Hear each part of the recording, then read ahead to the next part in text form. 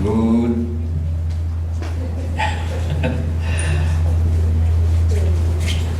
Okay. Good afternoon po.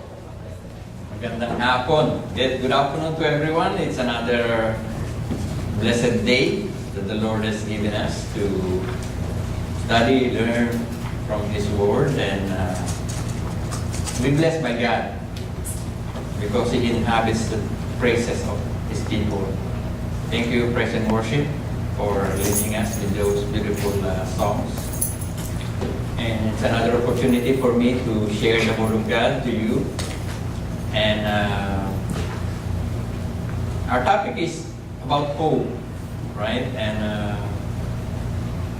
as I was contemplating on this, I said, what do we hope for, right? Is the object of our hope something that we could rely upon? Sometimes it's difficult to, you hope for something which, the person whom you are hoping for is not reliable, right? You hope that this person would do something, but he's not reliable, right? So you are putting yourself in a false hope, hoping for something that is not going to happen, right? That's why I have this fourfold witness found in John chapter 5, verse 31. But before that, I would like to read a passage in Romans chapter 15, verse 4. This is in the New King Version. And this is what it says. Romans 15, Romans 15, verse 4. For whatever things were written before were written for your learning, that we, through the patience and comfort of the Scriptures, might have hope. Amen. So let's pray. Father God, again, O Lord, we are blessed to be here. You have brought us here, O Lord God, as a family to worship You, to praise You, O Lord, and give You all the glory and honor that You deserve. We thank You, O Lord God, for everyone who has come here, O Lord. We pray, O Lord, that we may be blessed by Your word.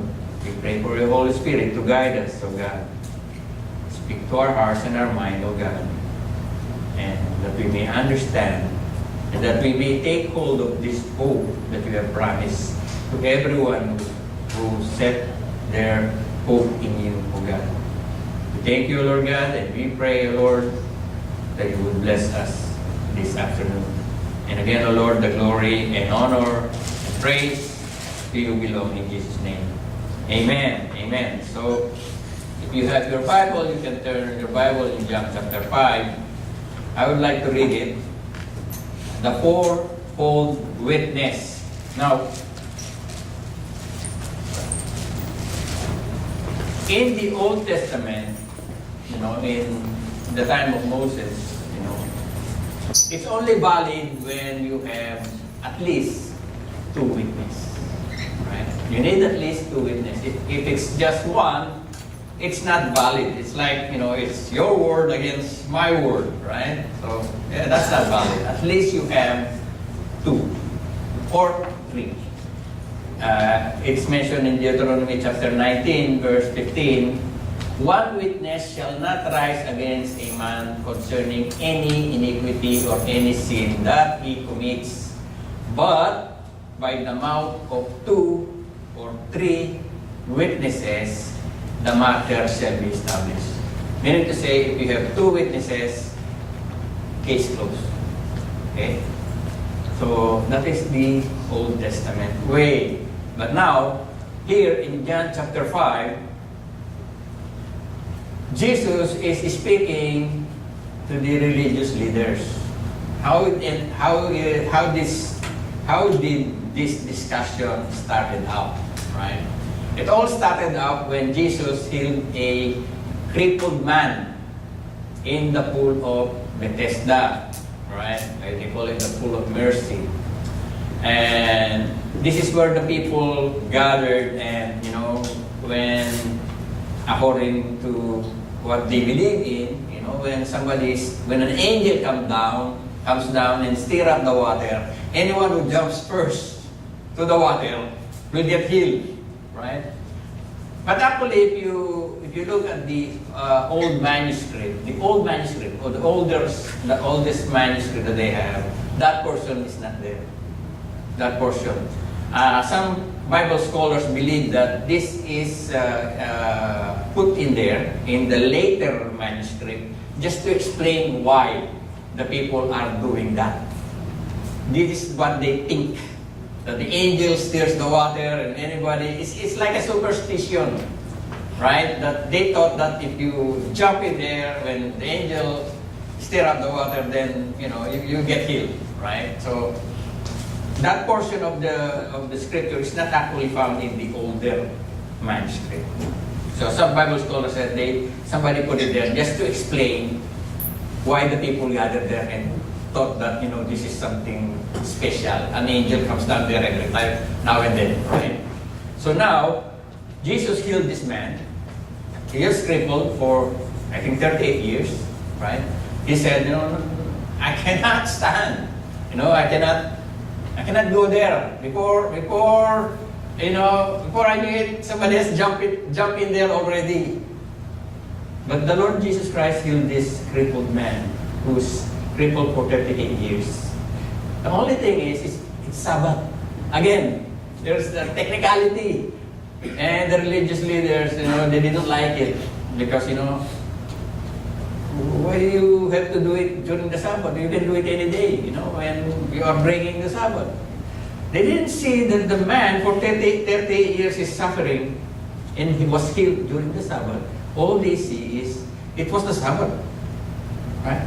They didn't even care for the crippled man who was, if I am a crippled, I would like to stand up, be able to stand up any time. Right? Instead of, okay, I'll heal you tomorrow, come back tomorrow.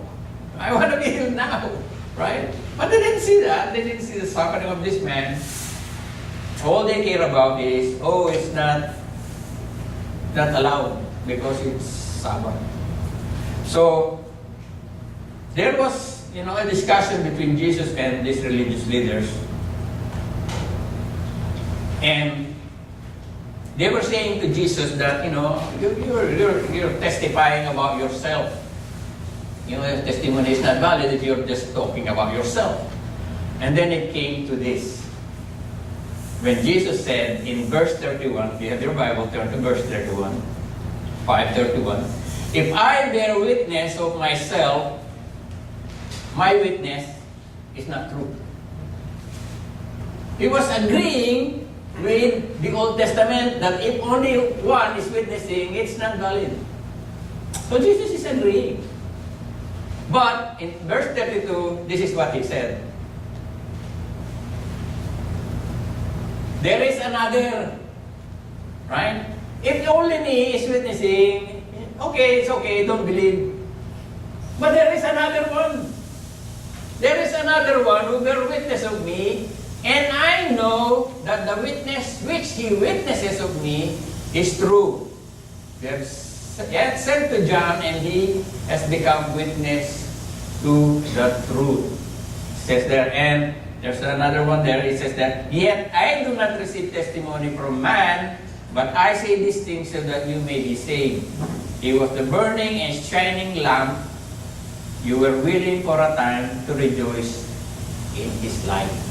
So now what Jesus is saying, okay, my witness is not valid, but there's another one.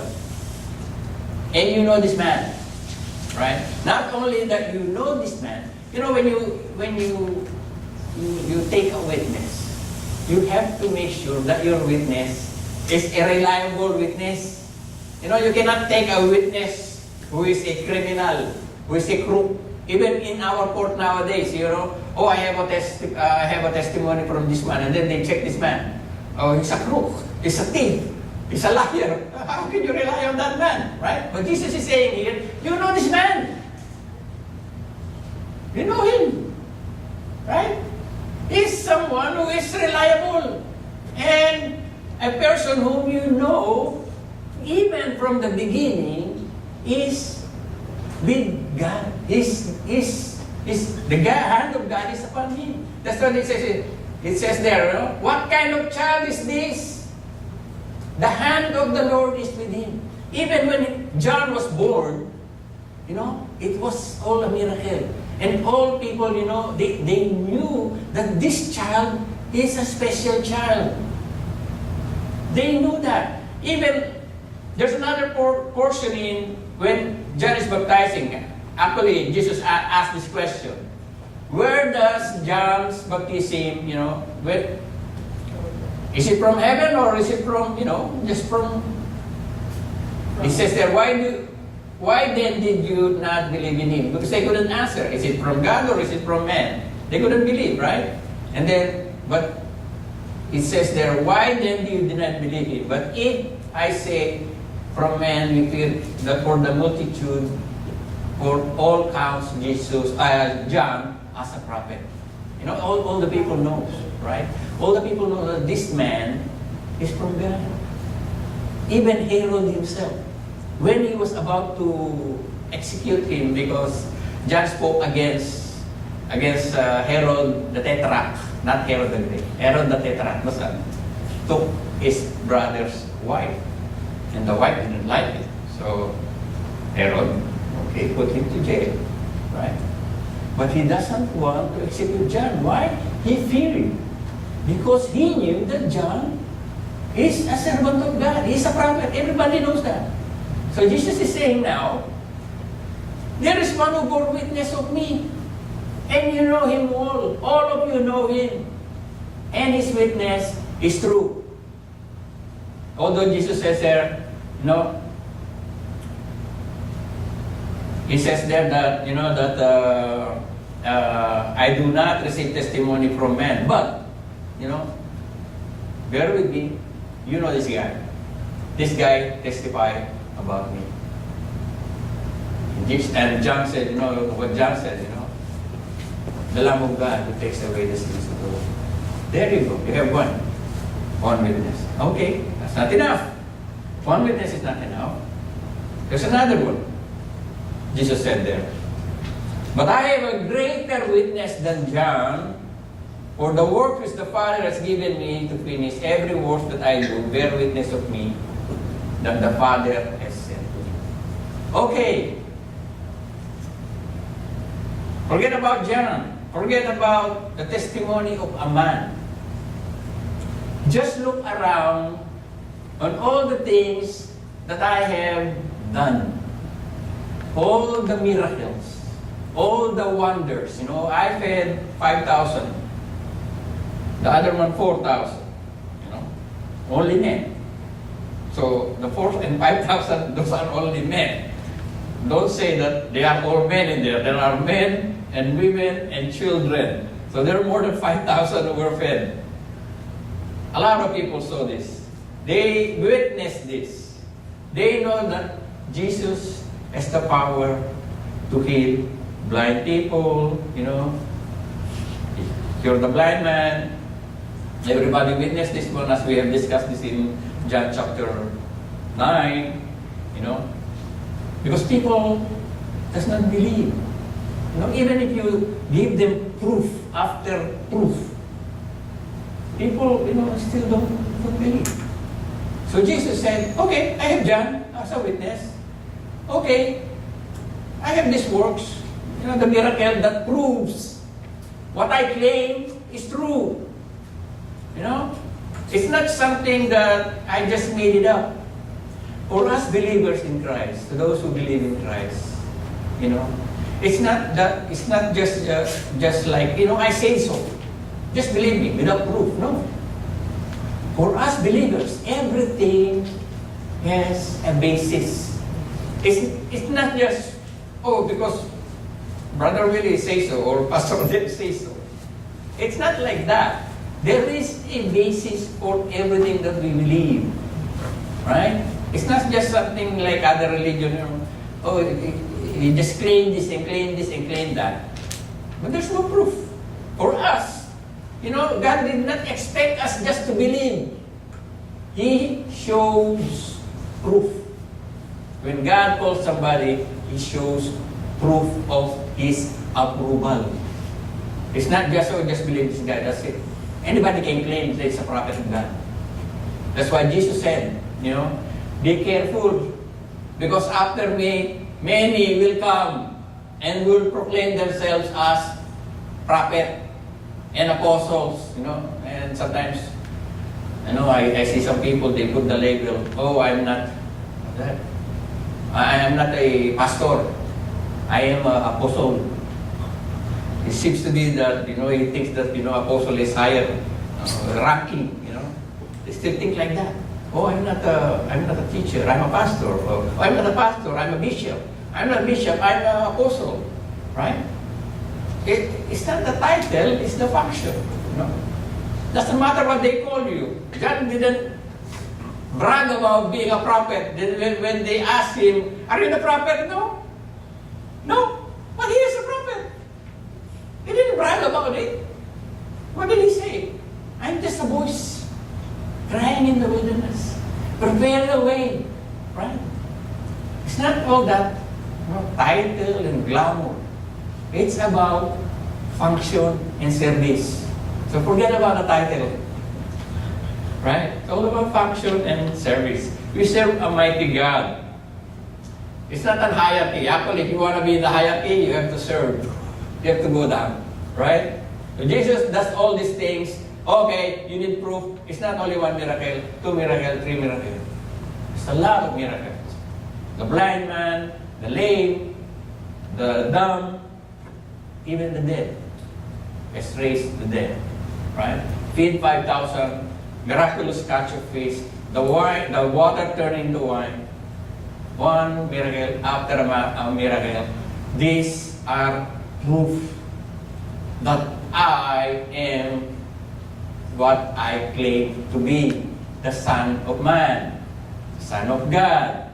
So now, 2 witnesses, that's enough. Okay, that's enough because according to the scripture, you only need 2. Right? I said, okay. 2 is not enough. Okay, I give you another one. There you go. The Father. But they would say, well, we don't see the Father. We don't see him like nobody sees the Father, and live. Right? He doesn't show himself. Now, why did Jesus say, and the Father himself, who sent me, has testified of me?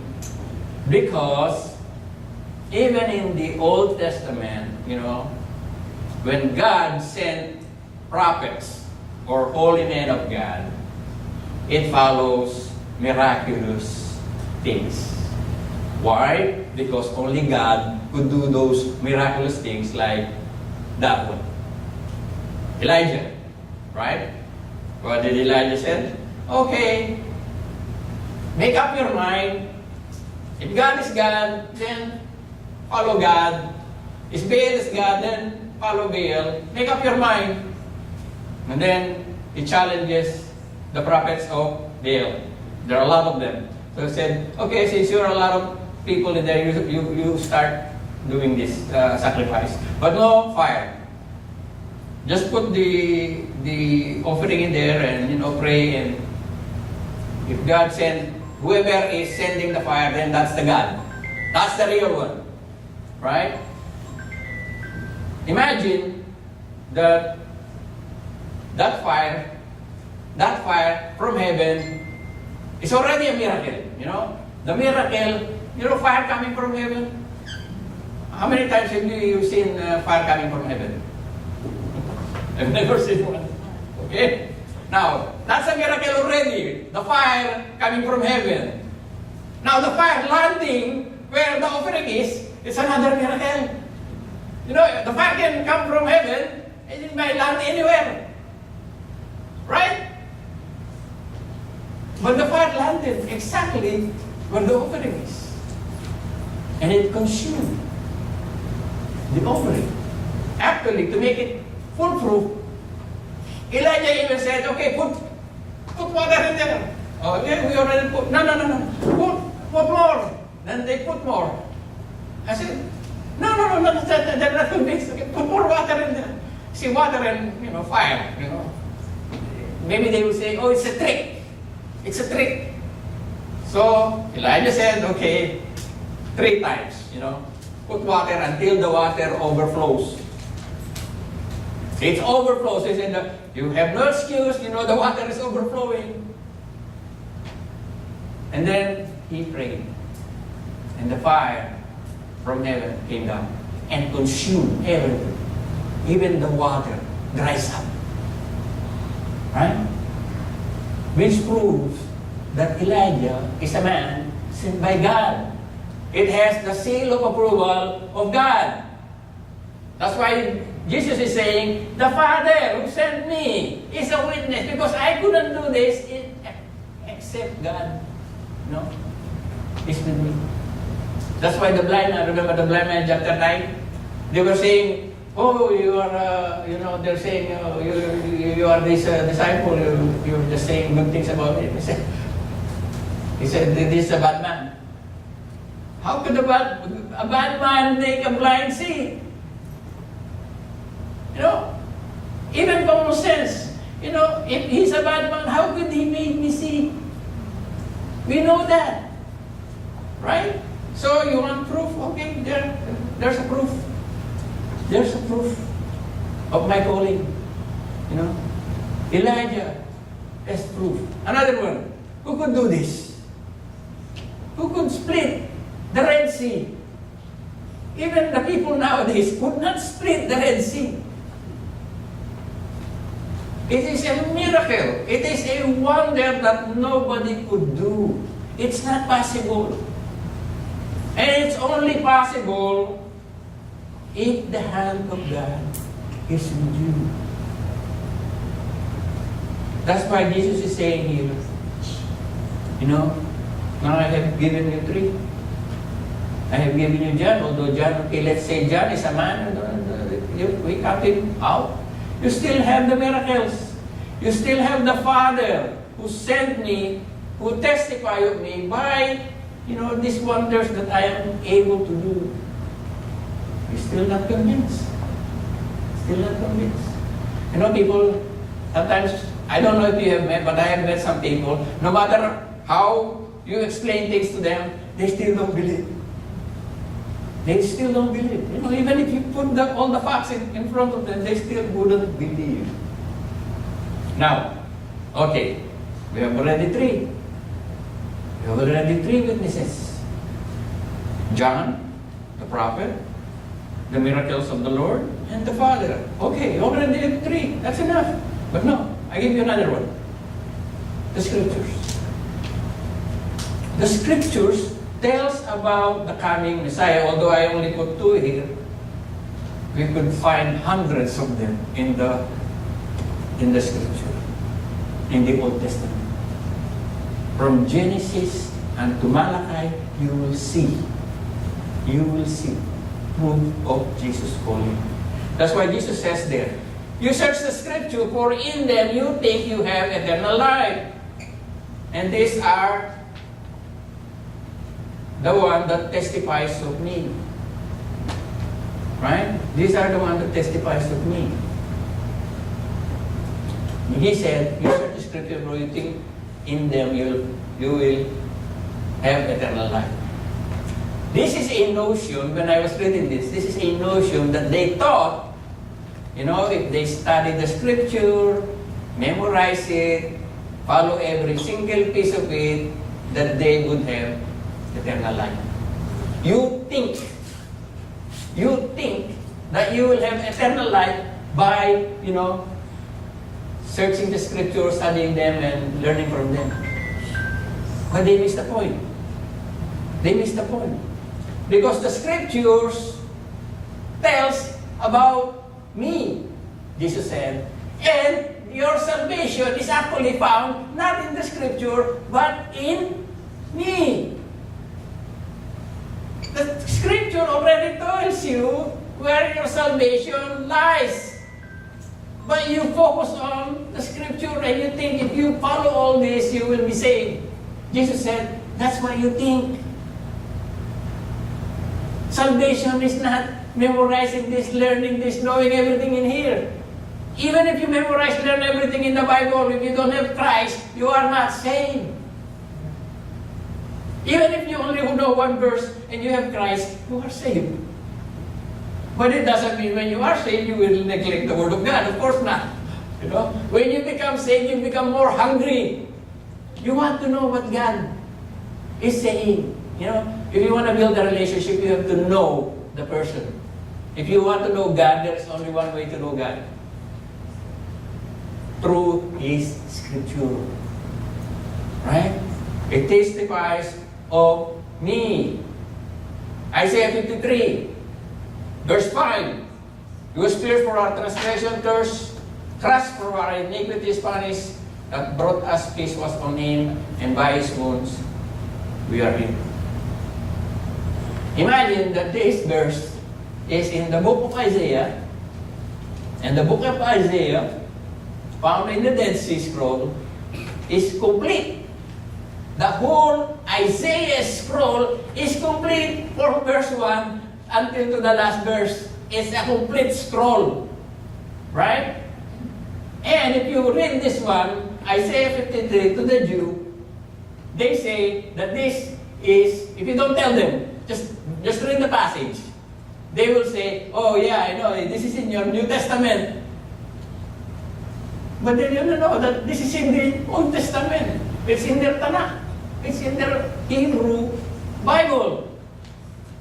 Why they don't know Isaiah 53? It's because when they read the scripture, they jump from 52 to 54.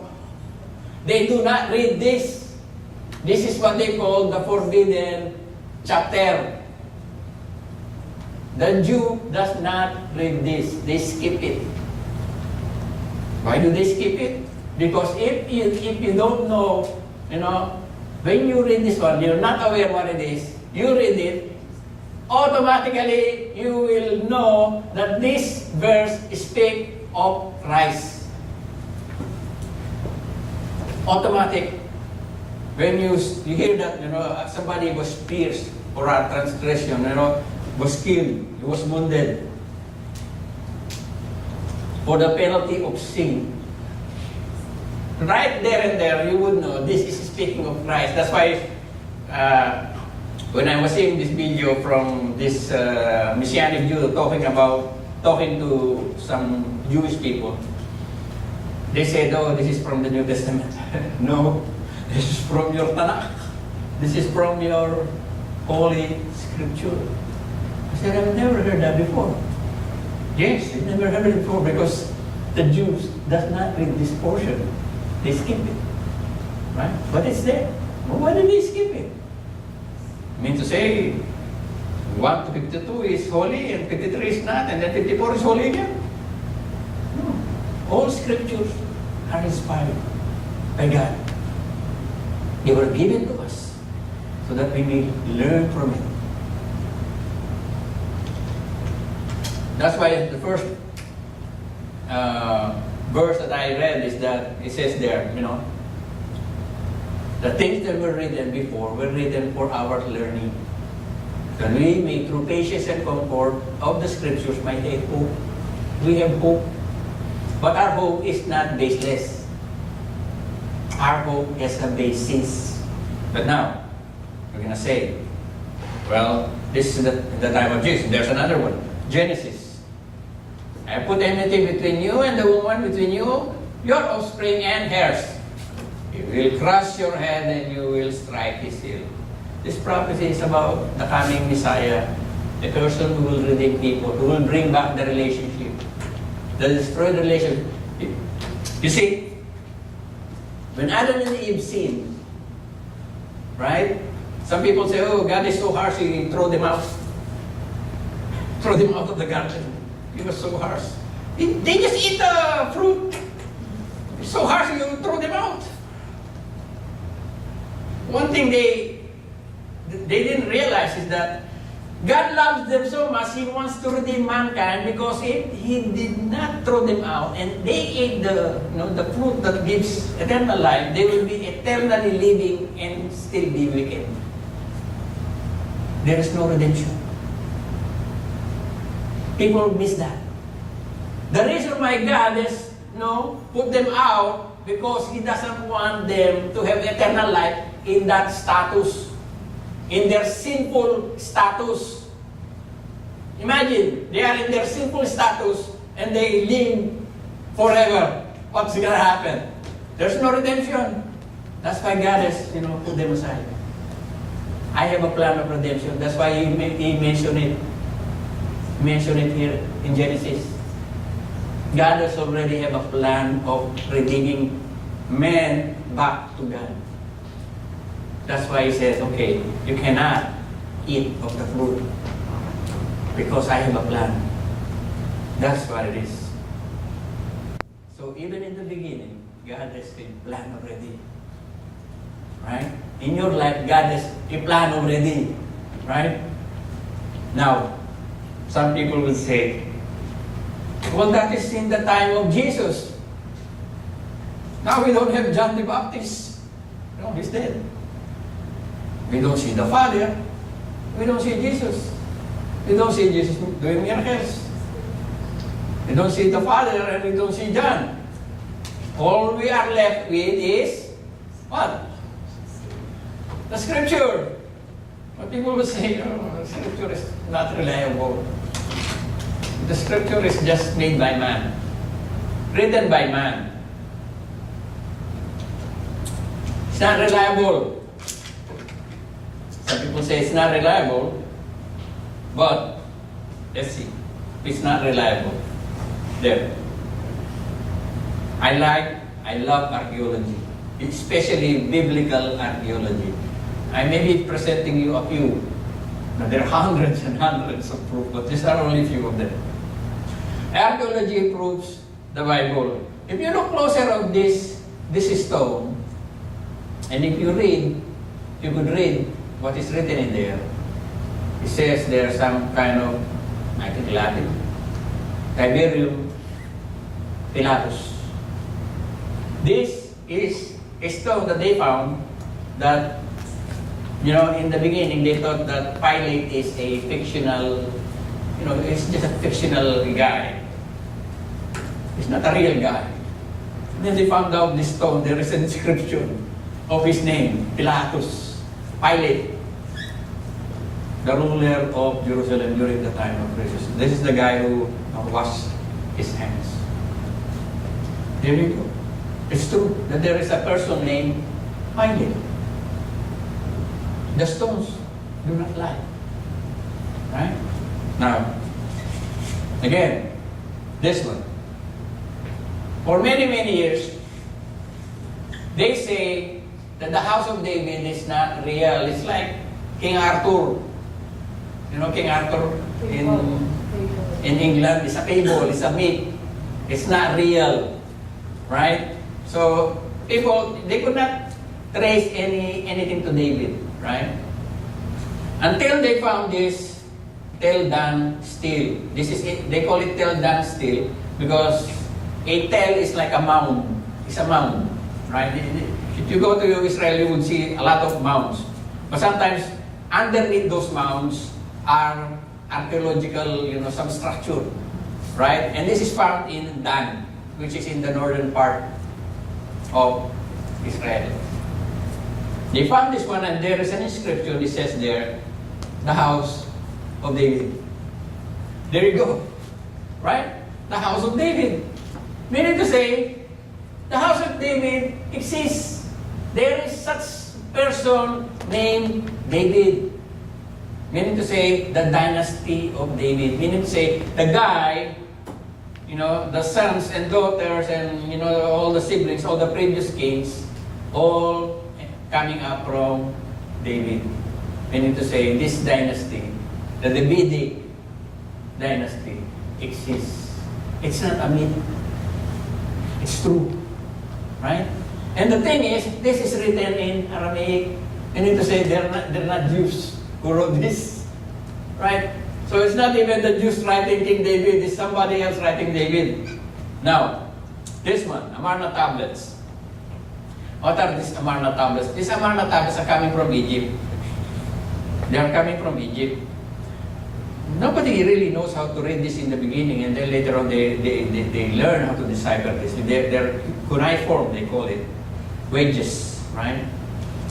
Interestingly, when I read this an article about these Amarna tablets, is that when Moses wrote the 5 books, no, the 5 books, Genesis, Exodus, Deuteronomy, Leviticus, and Numbers, when Moses wrote those books, right, it was already around 200 to 400 years before, the distance or the time, they say, from Abraham to the event of Sodom and Gomorrah is around 250 to 450. They are not sure exactly, but it's a long, long time.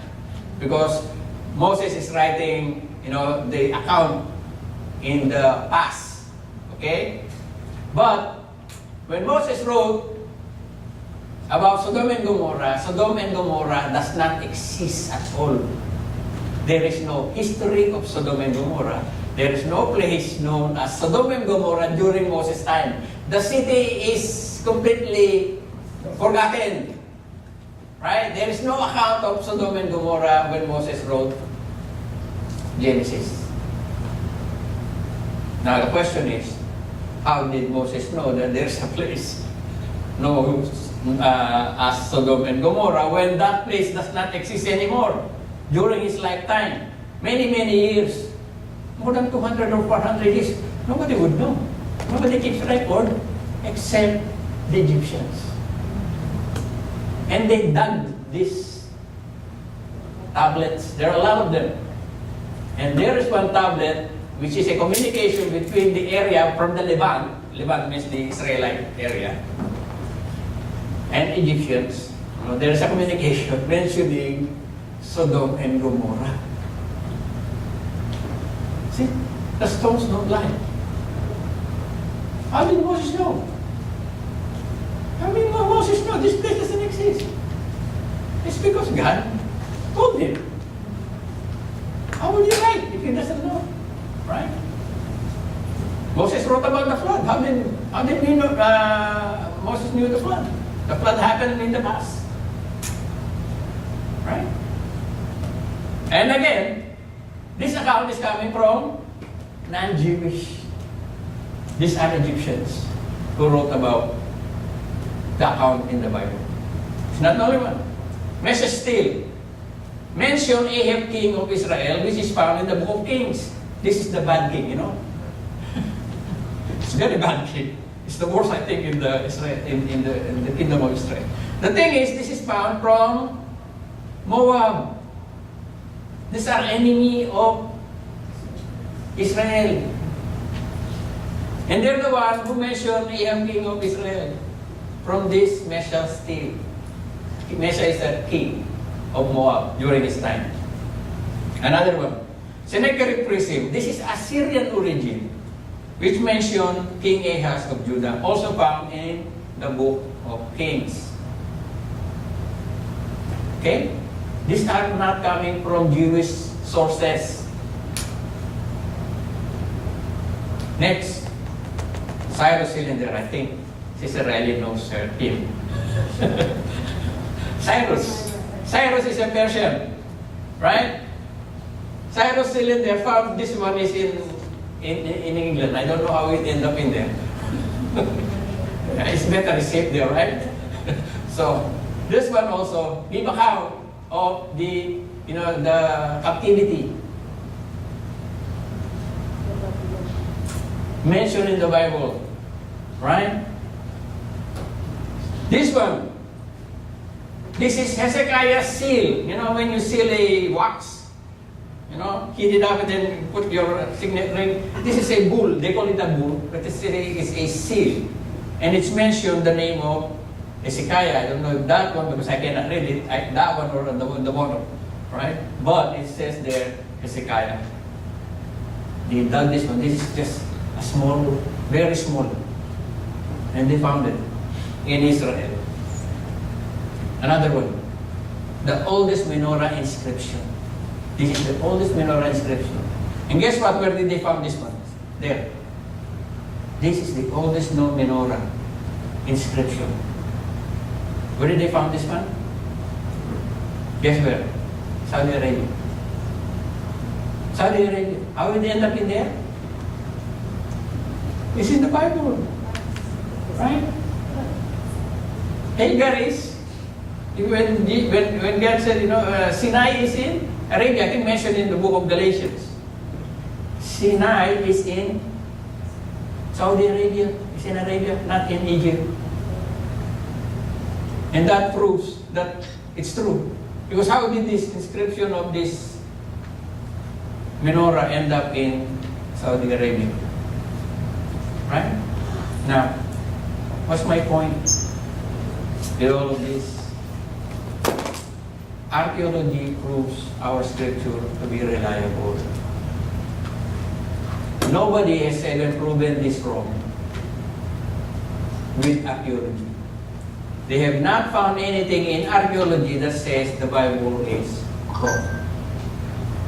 Right? There are thousands and thousands of artifacts and discoveries that proves that our Bible is reliable, historically reliable. If you're just talking about reliability, historically, it's reliable. The account of Jesus can be found not only in the Bible, you could find it in the writings of Josephus, Tacitus, Tortilla, forgot the name of the other one. One Greek, one Roman, one Jew. Every account written about, they wrote about Jesus. And they say Jesus is not true. He's a fictional guy. No, it's true. Because non-Christian wrote about him. Like what I've shown here. There are Persians, there are Assyrians, there are Moabites, there are Egyptians who wrote about what the scripture wrote. That's why it gives us comfort. It gives us encouragement, when we base our hope on what the scripture promised. Because we know that the scripture is reliable. This is the only one that we have now. We don't have John. The Lord is not here anymore. And we don't have those wonderful miracles. All we rely is the scripture. But we all know that the scripture is true.